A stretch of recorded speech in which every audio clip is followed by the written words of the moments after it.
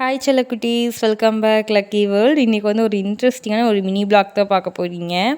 என்னென்னா, இன்றைக்கி வந்து அம்மா வந்து எனக்கு கோயிலுக்கு கூட்டிகிட்டு போகணுன்னு சொல்லி கேட்டே இருந்தாங்க. ஆனால் நானும் இங்கே காலேஜ் இருக்கா அப்படி இது இப்படின்னு ஏதோ ஒன்று வந்து வேலைன்னு சொல்லிகிட்டே இருந்தேன். அம்மாவும் சரின்னு விட்டுட்டாங்க. இன்றைக்கி நானும் அம்மாவும் வீட்டில் சும்மா தான் இருக்கோம் அப்படின்னு சொல்லிட்டு கோயிலுக்கு போகலாம் அப்படின்னு சொன்னோன்னே அவங்க ரொம்ப ஹாப்பி ஆகிட்டாங்க.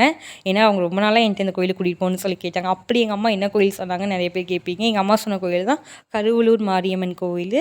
அந்த கோயிலுக்கு தான் நானும் அம்மாவும் போயிருந்தோம். அங்கே வந்து உப்பு பேக்கெட் வாங்கி முன்னாடி சாமி கும்பிட்டு தான் உள்ளே போகணும் அப்படின்னு சொன்னாங்க. சரி அப்படின்னு சொல்லிட்டு உப்பு பேக்கெட் வாங்கி முன்னாடி போட்டு சாமி கும்பிட்டு உள்ளுக்குள்ளே போயிட்டு சுற்றி வந்து விளக்கெல்லாம் பற்ற வச்சு கும்பிட்டுருந்தோம். கும்பிட ஒரு ஐயர் வந்து ஒரு அம்மாட்ட பேசிகிட்டு இருந்தாங்க. அவங்க தீர்த்தத்தை தெளிங்க சரியாயிரும் அப்படின்னு சொன்னாங்க. என்னடா இது தீர்த்தம் எதுக்கு அப்படின்னு எங்கள் அம்மாட்ட நான் கேட்டேன். எங்கள் அம்மா சொன்னாங்க, இது வந்து அம்மா போட்டுச்சு அப்படின்னா இங்கே ஃபஸ்ட்டு தங்க வச்சு சரியானதுக்கப்புறம் தான் அவங்க தாட்டுவாங்க.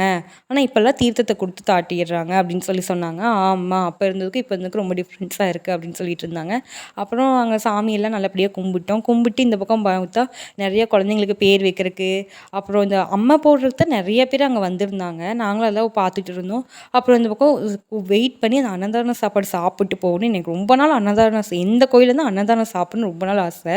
அந்த மாதிரி இருந்தீங்கன்னா மறக்காமல் கமெண்ட் பண்ணுங்கள்.